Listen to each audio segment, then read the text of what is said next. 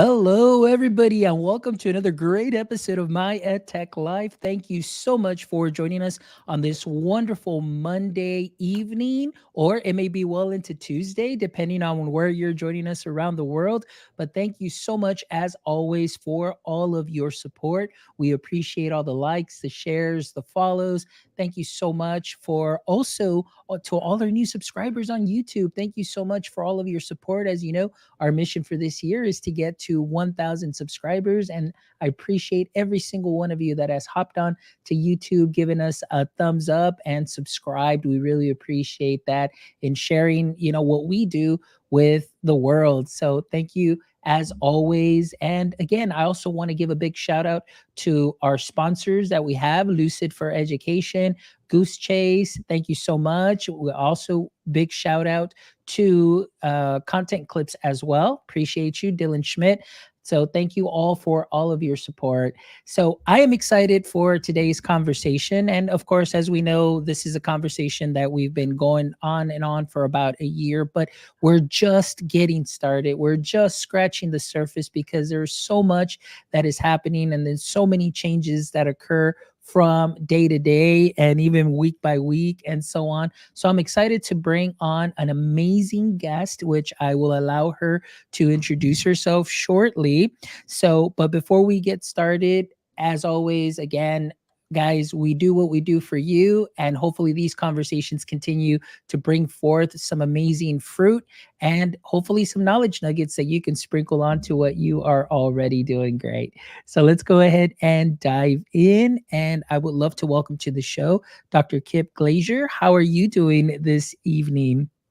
I'm well, thank you so much. Thank you for having me. Yes, of course. It's an honor and a pleasure to have you here. And I must say that about 4 months ago, or maybe even a little bit longer, I met you for the very first time. I joined a Zoom session, and I can't remember exactly through what group, but I was like blown away with, Oh, everything that you thank you. shared. And obviously the people within the group too. And we were talking about AI, and I had brought up the the idea of AI in higher ed and how at least my university has really embraced it. And even during the doctoral program, they've embraced it and are completely like, hey, we know it's here. Let's get your writing better and let's Yeah, crank out that dissertation and do all of that with the tools that are available yeah, now. So it was a great conversation. And now I yes. get to have you here on the show, and it's really exciting. So for all our audience members, Dr. Kip, that may not be familiar with your work yet or haven't connected with you yet,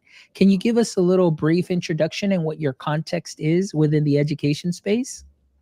Thank you so much. You're very sweet. Hi, my name is Kip Glazer. I'm a proud principal of Mountain View High School in Mountain View, California, where we are in the heart of Silicon Valley and home of Google. And prior to that, I was in other districts and I ended up here because we have family in Oakland area. And I'm very excited to be here in this time where AI is booming here in Silicon Valley, and there's lots of research happening here through Stanford University, Berkeley, all the places that are the hub of innovation. So that's where I am. And prior to coming here, I share with my families as well as all my students that I moved from South Korea, another tech place, when I was 23 years old. And at the time, I didn't speak English. So it's been over 25 years. So now you can kind of guess how old I am. And I had gone through the Korean education system, and now I was starting up again as a community college student. So I went through that process of getting my doctorate from Pepperdine University, and I also experienced Korean American school system as a mother of two children. So I've been in sort of many different education spaces as a teacher, tech coach, and now school administrator. So that's a little bit about me. Wonderful. Well, thank you so much for sharing that. And of course, like you mentioned, where you're located, it's just like technology hub. Everything is going on over there and it's just so busy. And now, talking about this as well, Dr. Kip, I want to ask you, we were kind of talking a little bit in the pre-chat and the importance of having these conversations. And so I want to start off by asking you, as far as AI within the past year and now going over a little bit Mhm. year now since ChatGPT has come out. And of course, we've seen so many apps that have shown up in the edtech space and so on.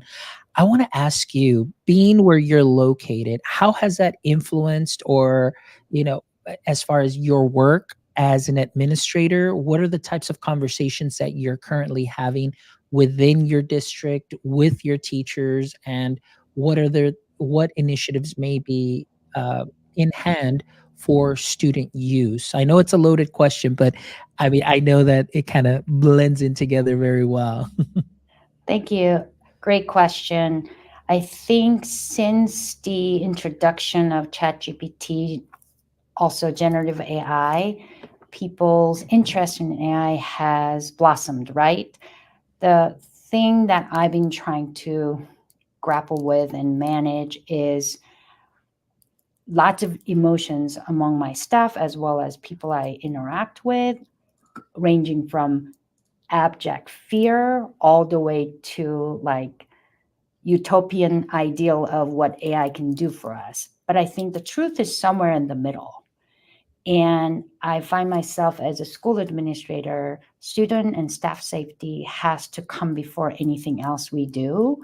So I engage in that conversation as to where is this fear coming from and how do I make sure that my people are taken care of while not sacrificing how much innovation and the benefit can be utilized for my student learning. So it is exciting time and I am happy to engage with any sort of conversation in any context because I think the more we learn from each other, the better off we will be in the long run. Absolutely. So I want to ask you a little bit like, welcome, Dr. McGee, Neka McGee, who's joining us here on LinkedIn. Thank you so much. Safety first. Absolutely. Which was, which is where I was going to go with this conversation. So I want to ask you, as far as safety first and safety concerns, what are some of the initiatives that you're taking either within the district as a whole or maybe just within your campus? What have you seen is working, and maybe what are you seeing some things that can still be improved upon? Yeah, so I've been involved with different organizations that have been in the AI space. So I try to educate my staff to say that AI has been around. Generative AI is slightly new, but Siri is an AI, Google Maps an AI, because AI at its core is mathematical algorithms that we're using to generate data and information. So let's just calm down, right? It's not something new, it's not magic. It is math, it is computer science.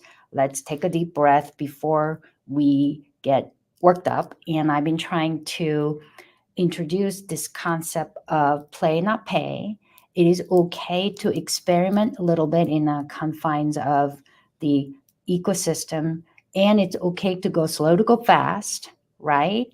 And then when we explore it together, let's center pedagogy because good teaching. I went to this one tech conference where the presenter said, which resonated with me, if you have terrible pedagogy and terrible teaching, tech just makes it worse, right? It doesn't help to fix terrible pedagogy. So I try to introduce the conversation with our staff and say, you are the teacher in the classroom. You know your students and you know what they need.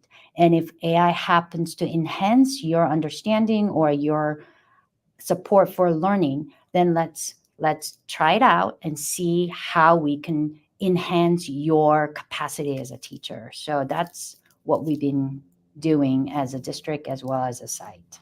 And that's great that you bring that up because oftentimes I think the big fear is like, okay, first, yes, this is going to come for our jobs. It's going to take our jobs and so on. But now, you know, educators are seeing, and you said it so well. It's like they are the teachers, and I always tell my teachers when I work with them, it says, "Hey guys, you guys are the masters of your classroom. Like you're the captains of this ship, and you guys get to lead it.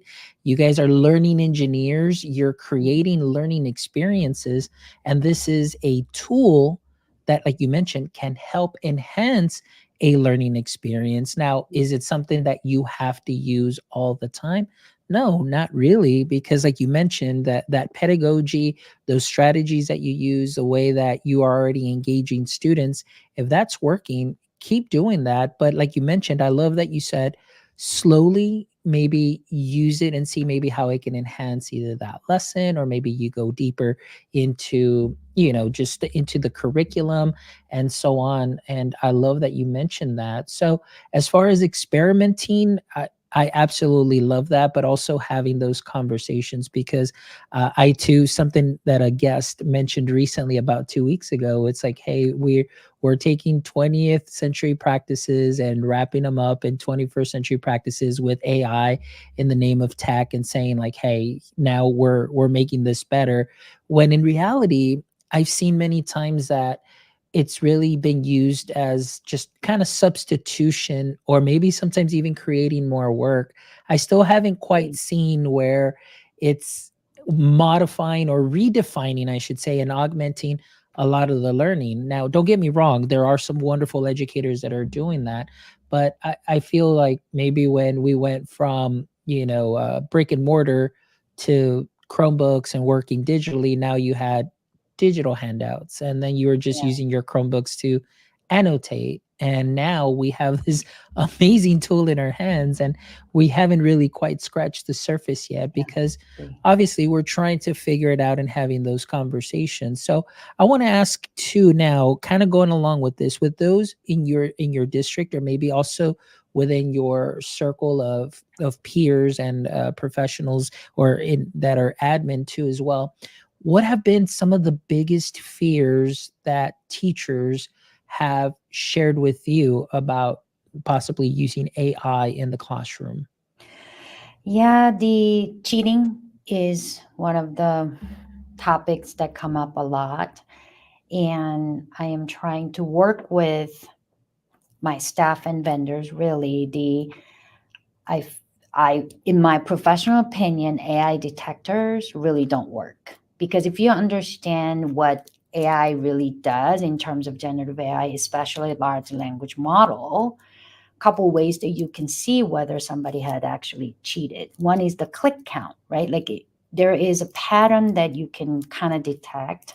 And I've actually worked with a financial advisor that said that there are people who are listening for the click of the password input to try to like break the code in hacking. But that's similarly when students are writing, you can kind of see that there is words appearing, deleting, come back, like, and then you know that there is sort of like the typing or writing happening. That's one way. And then second way you can really think about how the large language model might detect something is if I put all my writing samples into the AI model and say, next piece of writing, is it comparable to what I've done, right? That would be really way to figure out whether all of a sudden you have a tone in the voice that is very distinct, and all of a sudden you have this piece of writing that is so different, then you might be able to kind of detect that, oh, something is missing here. Even then, maybe I went through some maturation period where I read something and I'm thinking like I'm going to put that in here. So I just caution teachers wanting me to purchase this very expensive AI detection.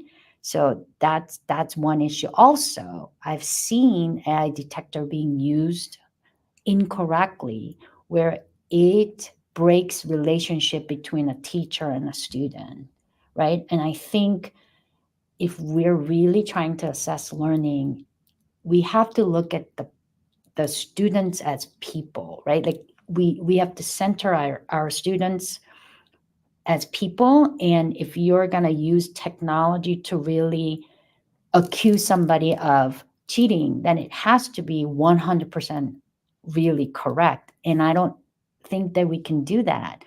or even if we could, the tone and tenor of how we're engaging our students, because kids make mistakes. Sometimes they're quote unquote cheating because they're overwhelmed, or they feel like, oh, what AI writes sounds better than what I wrote. I've seen that happen, right? So I think we have to really be very, very careful when we introduce a new tool into our system that is really, truly human centered and respectful of one another, so we don't fundamentally damage our relationship with our students. Does That that is answer your question? Yes, absolutely. Very well said. And going Yeah, back on the topic of writing too, I mean, yeah, I've had other guests here that are professors that are just, wonderful educators that are out there sharing this. And when they mention writing, for a lot of us, and even in my experience growing up, like writing was so punitive. So I can understand where even with a tool like this, trying to say like, oh my gosh, like this can help me fix my citations. This can help me make all that correct, because I always tell the story that growing up and going into college my freshman year and doing the writing, it was you can write, your research, have a 25-page paper, and then I remember getting 20 points off, but it was because mm, and it wasn't even on the content, it was on the citation. And yeah, I'm like, ouch, this really hurts. So kind of talking about that punitive aspect and understanding like now are we writing for stamina, are we writing for actual content and the learning? So I can see how a lot of students and even students at the university level yeah. are now like, wow, like now there's a tool that can be used to kind of give me that comfort level. And so I want to ask you about that on that side and that aspect, as far as seeing student use. What are some of the things that you've seen or the reactions that you get from students as they're using the tool? Are they being very, very thoughtful with it? Or do you think this is something that they're just using to just completely, do their work for them? What is it that you've seen within your scope of work? I think that our students are very thoughtful. And when we engage our kids, they know the difference, right? That, oh, yeah, I use Grammarly, which is AI, to make sure that I'm speaking or writing in a way that is grammatically correct. Am I going to penalize them for that?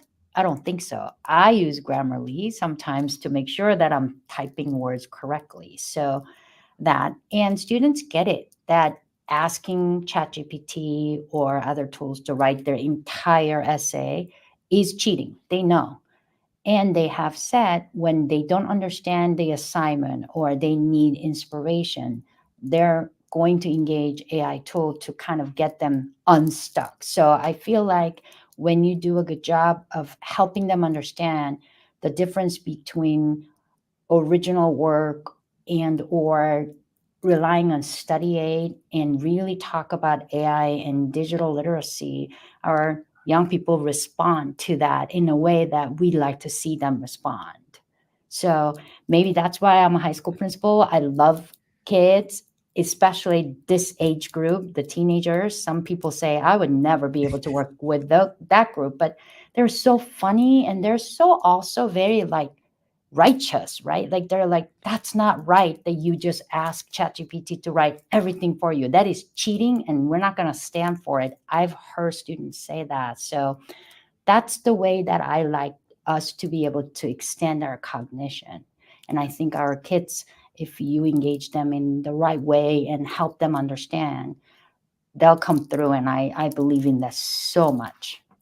Oh no, I am with you 100%. And I love that you mentioned that. And but the important thing too is just really having those conversations. And what I'm hearing from you is that what you are doing currently, not only within your school, but it seems like within your district, was something that was very carefully thought of. So I want to ask you now we're going to talk a little bit more about now the administrator side of it, because like I mentioned to you, many times I feel that, here, at least in our area, that we've kind of fallen behind. We haven't had those conversations. And especially here in Texas, from January all the way till late April, the focus is always state testing. So a lot of either new initiatives or even rolling out something or having these conversations about AI just kind of fall by the wayside. And I have a fear that it's just going to be another year without having those conversations. So I want to ask you, what was your experience like within your district? Who initiated those conversations, and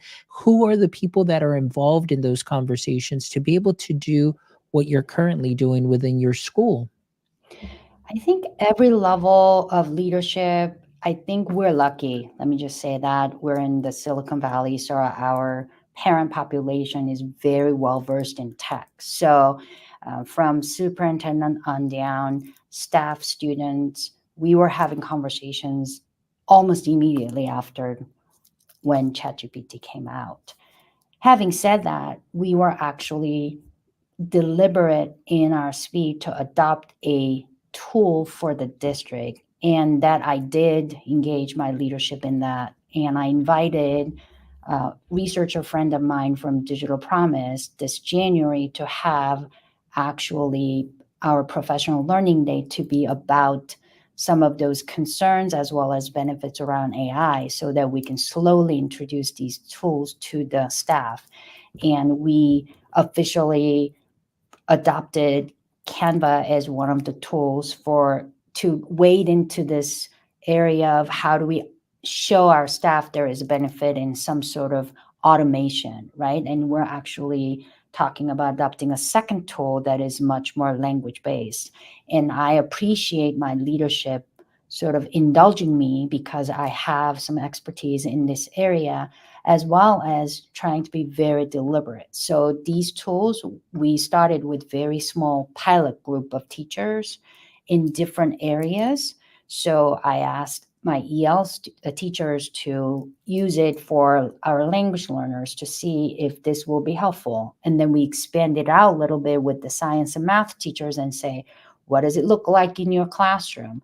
And then we try to expand it out with our tech director and see if the tool that we're going to adopt is COPA compliant, FERPA, HIPAA, all the things before we go full on in wide scale adoption. So I think these sort of conversations, every time when you engage small stakeholder group, I think you're also doing education, right? Not only just you're soliciting feedback and saying, okay, tell me about how that helps you in your own context and your job, because I think there has to be some sort of practicality rules day attitude, right? Teachers, they appreciate you talking about this philosophical and theoretical things, but they also want to know, what can I do for my student tomorrow when I walk into the classroom? Can I use this? So we try to balance that. And I'm very proud to say that my district is doing a great job, maybe because I'm part of it, in trying to sort of balance those two competing interests while delivering information to our staff. That is wonderful. And I love what you said and about keeping it simple too, starting off slow. Many times I know that we can get very excited, and a lot of teachers get really excited. And I know we have a lot of early adopters. We have just people that take the initiative and they, just use all the apps. And so one of the things that I've learned too, when I first started this role, it was I just want to give them all the apps, and it just found out that it was very overwhelming. But some now, excuse me, I have kind of adopted this philosophy, like really for all technology and even just AI. And I always say, like, kiss your technology or kiss your AI, which is keep it simple and streamlined. It's like really find that one tool, two tools that really work for you, and really get to know them before you continue jumping on to anything else, and see how you can really leverage that. So I love the fact that you started off simple and now you're building up, and having those conversations too is very important. Like you mentioned, it's don't just bring in somebody and give me the whole background and explain to me what it does, because a lot of teachers too, that they'll take that, but like you mentioned, one of the important things is, how can I use this tomorrow? Because I already want to use this with my kids, or I already have these wonderful ideas. And I'm glad that your district is doing something wonderful and having these conversations. And I appreciate you sharing this because I know not only for myself, but for many other school districts out there to be able to listen to an example of what can be done and what has been done kind of gives us a little bit of an idea of how to get started, because there's so many people out there that are sharing, and to kind of sift through everything and see what's going to work, and then somebody else comes up with something else, and now you're like, well, wait a minute, like, do we stick with this or do we stick with this? And so that's also the difficult part. I find that for a lot of educators and people in your roles like administrators and superintendents, we still have to sift through a lot. So that's the very important things. Yeah, I want to mention every tool you purchase or adopt, there has to be consideration for two things, in my opinion. One is I really like TPAC framework, where you're talking about content and technology competency, where everything has to, like, there is a sweet spot when you get the technology, content, pedagogy just right. So I think about how a tool will fit in um, that circle of Venn diagram in the sweet spot. And also, second thing is opportunity cost. Every tool you adopt, there has to be consideration for infrastructure and learning curve and maintenance costs. And oftentimes there is this understanding of what, okay, this tool will do X, but there's a whole another side of support that you have to consider. And sometimes just pencil and pen is the most effective way to get to the end result, because it is a piece of technology. So I try to help my staff as well as my colleagues understand, like, is there is place for everything, and it is the leader's job and then the teacher's job to really know the difference. And it is a-okay that if you feel like paper and pencil is the most effective tool to get the job done, then let's go for it, because those color pencils can do wonders for our students. Absolutely. Like I said, I definitely agree with that, because oftentimes, like I said, we want to use the tech for the tech's sake many times. And and sometimes, like, you're absolutely right. As much as I work as the district tech integrationist and working with teachers, oftentimes, sometimes, when I do come and visit, I try and help teachers to take things off of their plate. And so I just want to make sure that we do make that what we're going to use is going to be something effective. And not only is the return on investment going to be great, but like you mentioned, the return on instruction Yes. has to be there too as well. Not just, hey, let's just use it because we need to get data and we need usage reports and we need to make sure that you use it. And oftentimes I feel that with as quickly as tech is growing, and as quickly as a lot of apps are putting in AI in this in their particular platforms, many times I still find it that there isn't enough teacher or user feedback. And the apps are rolling out, and they're rolling out quick. They're providing solutions, but nobody's really looking for those solutions yet. So I don't know, do you think that maybe the apps are getting ahead of themselves, or are they just trying to, like, hey, we're AI, we're hot now, and here's what we offer? What have you seen? Because I know that you have to be very considerate too, as far as what you allow your students or teachers to use also as well, because of the cost and obviously the return on instruction. How do you gauge what you recommend, if for any initiatives? Yeah, that's why I'm saying that the framework as well as consideration for opportunity cost super important. And I really try to hyper focus on pedagogy, right? So if if a tool says this is enhancing student learning, you have to be able to show that. Many of the tools that are out there are actually productivity tools. They're meant for enterprise solutions. They're not really meant for school environment. And schools have different flavor and different needs because of our compliance issues. And also, we deal with children's data. So I get a little bit hesitant or skeptical in any time when a vendor or company says this is a panacea for all educational needs. And I'm like, yeah, no.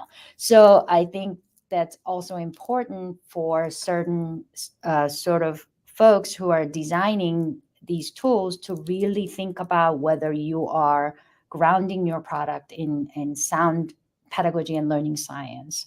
Also, I think that we would love to have a silver bullet that's one thing that is going to fix all of it.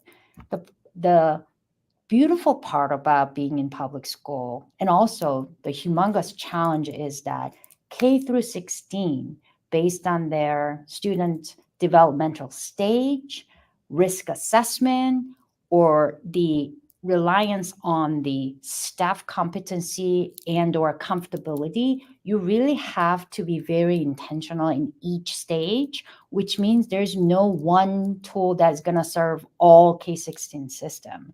And I think sometimes companies are building these tools like to say that they can. And I don't know that whether that is possible or we would want to. Like how would I feel if my kindergartner is being treated the same as my high school senior? Like nobody would even think that that's right. Yet in tech space, some tech people say that they can, and that's a little absurd. And I think educators need to stand up and push back a little bit because there is this interesting techno chauvinism, I call it, where tech companies come in and say, we know how to do school better than you do. And I've seen my teachers sort of like, yeah, you're very smart with technology, clearly you know better. And I look at them like, but you know your students better. We can be both experts in our content area and domain area, and we need to work together to find the best solution for the age group that we're serving, and that is okay to say as a professional educator and professional administrator. So I would like to have that kind of conversation more often. Oh, that is great. I love what you mentioned there. It's just wonderful. But you're absolutely right. Many times we do see teachers that based on, what they've gone through these past 4 years, after COVID, the burnout, the frustrations and things of that sort, that it almost seems like a lot of, tech apps that are out there are, using that as like, here, I'm offering you this solution, or now it's almost like, oh, we can do this better and more efficiently and so on. But wait a minute, the teachers, I absolutely agree with you though, that teachers know the students a lot better. And one of the things that I've learned too, and I learned this from a guest when they mentioned, I don't know why it never dawned on me, but that's the beautiful part of continuing to learn, is that oftentimes is also allowing the students to lead the tech. Like, what is it that is working for them? Like, ask them, because many times, we want to put what we think is going to Yeah, work on them. agree. But if we allow them time to, play and learn and see what works, I mean, their feedback is going to be so useful to us, so we can adapt what we do and what we use. And now we're more intentional with something that is working for them.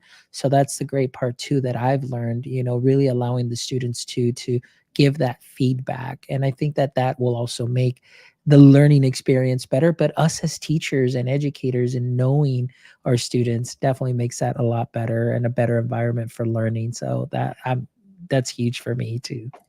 Yeah, and the possibility or promise of AI is the personalized learning, right? And the ability to differentiate within the classroom. And I think that is the kind of research that I'm very, very interested in learning about, so that the teachers who are with large group of students and they require individualized instruction, and we have every intention of wanting to give that, right? So in the past, I will walk into classroom and a teacher will say, like, it is mild, medium, spicy.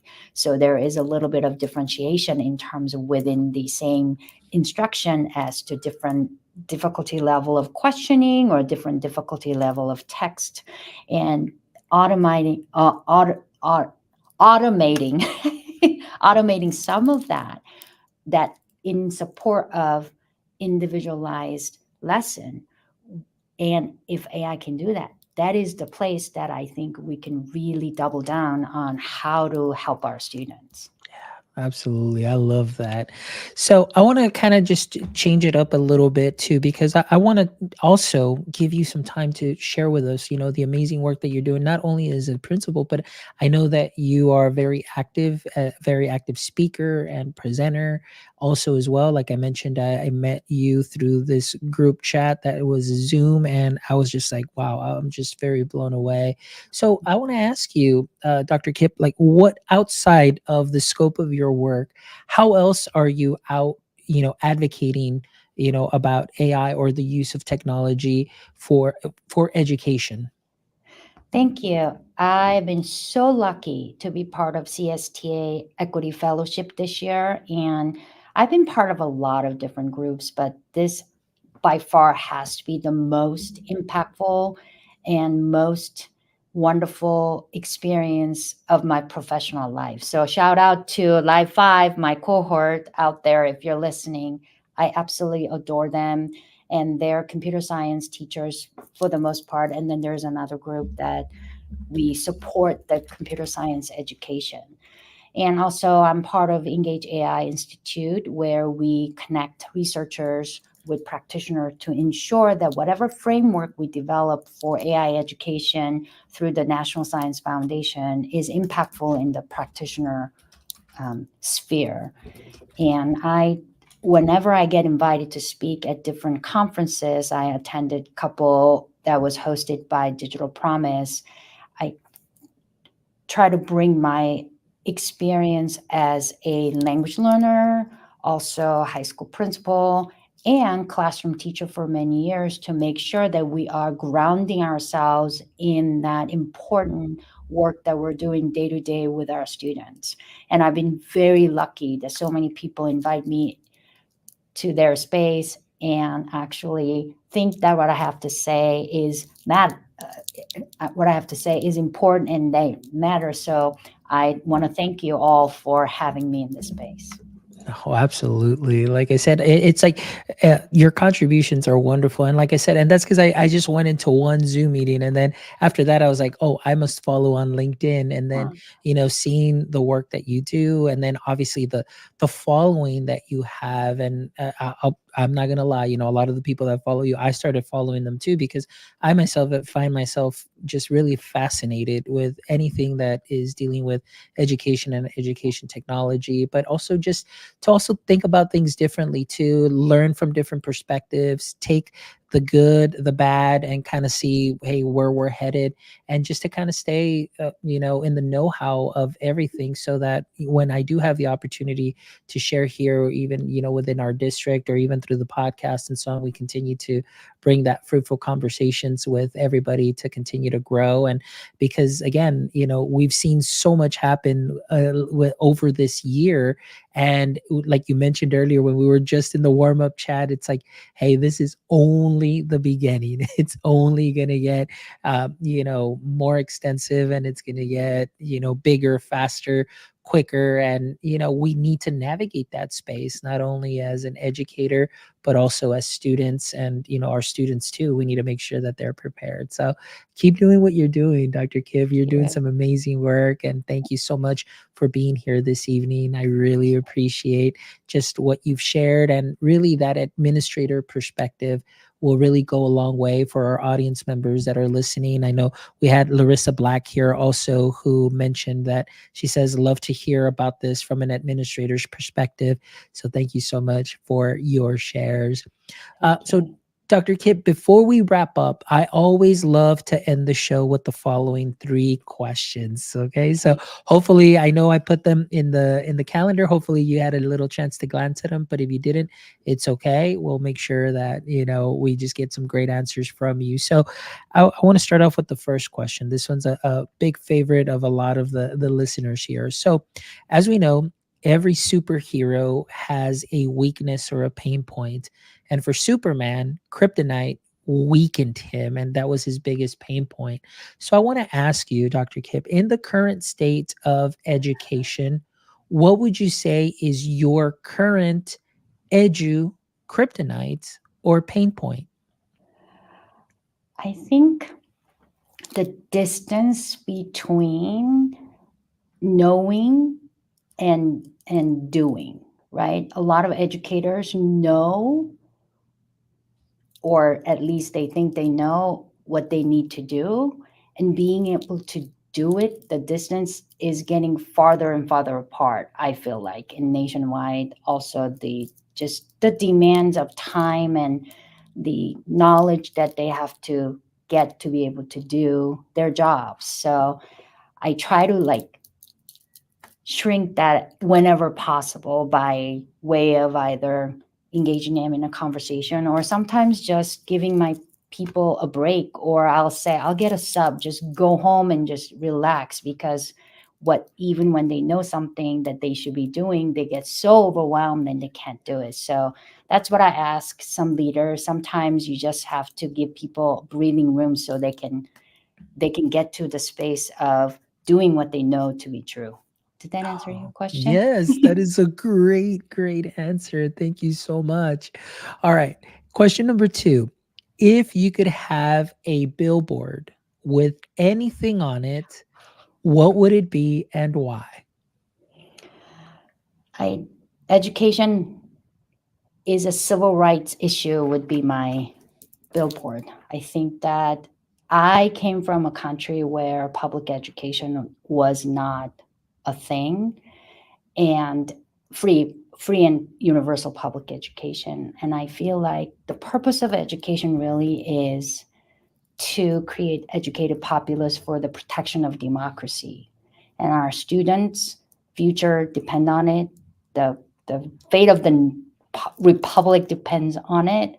And I feel like being able to guarantee education in a way that every child has access really is a civil rights issue. So I'll be like, I don't mean to be political in any way, but I do think that education is a civil rights issue and everybody should know that. Excellent. Thank you so much. Great answer.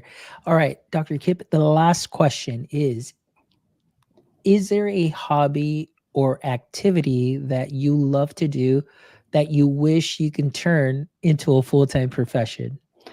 Esports.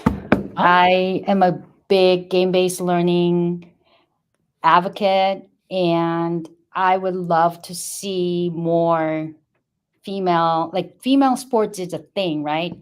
And I would love to see more female gamers get paid. And I would be like, I don't know that I'd be a very good player because I'm not fast enough with those little controllers, but I would love to be like a coach or team owner of something. And I was a advisor for League of Legend Club, and we took the kids to Riot headquarters, and we got to watch League of Legends gameplay live. And I was like, I would love to be part of that. yes, amazing. Well, thank you so much for sharing. And Dr. Kip, like I said, it was an honor and a pleasure to have you here. It was great talking to you. And again, just really, just your shares were wonderful. And I definitely have a lot to reflect on, a lot to chew on, and just think about. And so thank you so much, because I know that our audience also, this is going to be a great benefit to them. And especially being able to learn a little bit more about those conversations from the top down and seeing how you're doing it is something that's great for many of us that are navigating this space and are still barely trying to get those conversations going. So thank you so much. I really appreciate it. And thank you for being so supportive and sweet. I really enjoyed our time together. Thank you. Excellent. And for all our audience members, thank you so much for everybody who joined us on Instagram, on Twitter, on LinkedIn. Big shout out to Larissa Black. Thank you so much, Larissa. Big shout out to Dr. Neka McGee as well. Appreciate you. Appreciate all the love. And to all our audience members that are checking this out on the replay, Thank you, as always, for making my EdTech life what it is today. Please make sure that you check out this episode and the other 265 episodes that we have that with, excuse me, interviewing education practitioners, solopreneurs, entrepreneurs, founders. I promise you, you will find a little bit of something just for you where you can take some knowledge nuggets and sprinkle them onto what you are already doing great. So thank you, as always, for all of your support. And if you're not following us on all socials, please make sure that you do follow us at My EdTech Life on all socials. And please, if you haven't done so yet, jump over to our YouTube channel, give us a thumbs up, subscribe. We're trying to get to 1,000 subscribers, and we really appreciate all our new followers and subscribers. Big shout out to all of you for helping us get one step closer to our mission this year. So we appreciate all the love, the likes, the shares, and the follows. And my friends, don't forget, until next time, stay techie.